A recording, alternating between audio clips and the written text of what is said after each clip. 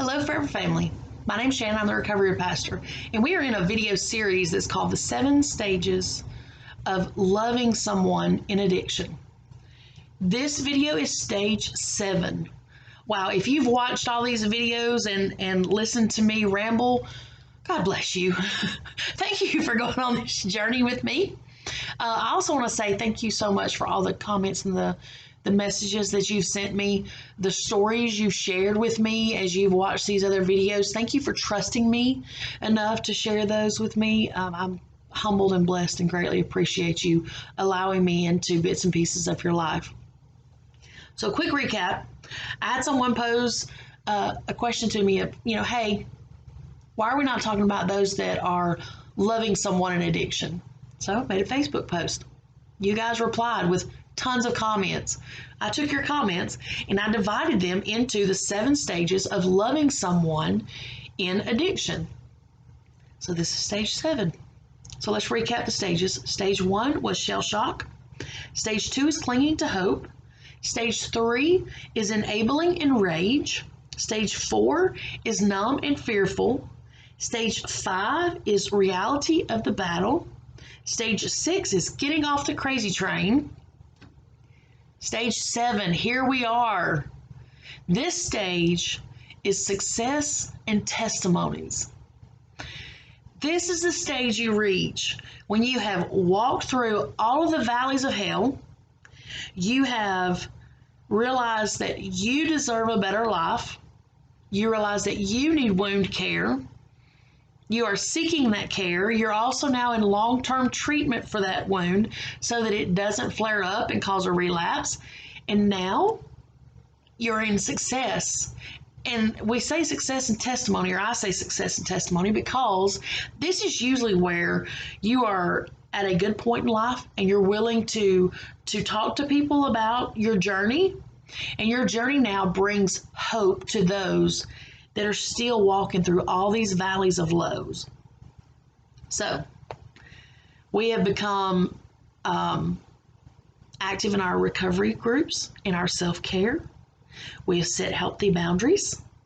Hopefully our loved one now is in a recovery program or treatment facility. Not only is this where we start offering hope, but people start seeing the hope in us. If they've seen us at any point in the journey through all these valleys, and they start seeing the change in us, this is usually where they'll come up and say, hey, can I talk to you? And they will trust you enough to talk to you about their situation or their wound. And they'll seek help from you because they've seen something take you literally into the pit of hell. And you survived it, because we are survivors. We are more than conquerors. Hell can't hold us when we stand in victory. But I'm not going to start preaching. Even though it would be a great platform to start preaching, I feel like I can. This is a point where we realize that we're not alone in this journey. Yes, God has been walking with us, but there are great facilities out there. There are very alive and productive church programs out there. There are wonderful support groups out there. And we can now help to direct others towards these resources. So I will share the stories. And I'm going to try not to cry in this video, but I might. But I'm going to try not to. So I have met so many women. I joke and say I've probably met 2,000 women through jail ministry and recovery ministries. And then I got to thinking that's probably true, because, you go in the jail one week and there's someone there and you may never see them again. And if you do that over a course of years, then that's probably a pretty accurate number. But I would say I probably still stay in contact with about 200 of them. Maybe a little more, maybe a little less. I cannot describe what it means to watch these ladies go from the jail cell to leading recovery groups. There's no way to describe it. Some of these women, it took them about 2 years to go from the jail cell to work in their own recovery, now leading recovery groups. Some it took 5 years, maybe 6 years. But to watch someone go through the battle of addiction, to see them, to sit with them in the jail and hear them talk about they know what they've done to their loved one. And now they're going through all the repercussions of everything they've done. They're trying to clear everything up and take care of everything they're supposed to. Then they get out of jail. They pay their fines. They do what they've got to do. They go through recovery. They work the program. They work the steps. They take a really deep look at themselves. And then they find themselves in leadership, and they're leading recovery groups. I can't describe what it's like to witness this, but I can tell you how much of a huge honor and privilege it is to walk alongside of so many people in their recovery. You know, I tell people that the best way I can describe it is like God giving you a front row seat to the greatest show on earth. And that show is called Restoration and Redemption. When you get to watch God move in somebody else's life in real time, it's almost like if you stopped blinking, you might actually catch a glimpse of God, because you're watching things change so quickly right in front of your eyes. It's breathtaking. It's humbling. And it will leave you awestruck. So when we share our testimonies, we give others hope. I'll never forget, I'm trying not to cry, I promise. I'll never forget listening to one lady who had just been in jail just a few weeks before. She started coming to recovery meetings. And she said she walks into her recovery meeting, her small group, and I hear her look up and say, "I never thought I would ever see anyone survive heroin, but you did it." And she was talking to the lady who was leading her recovery group.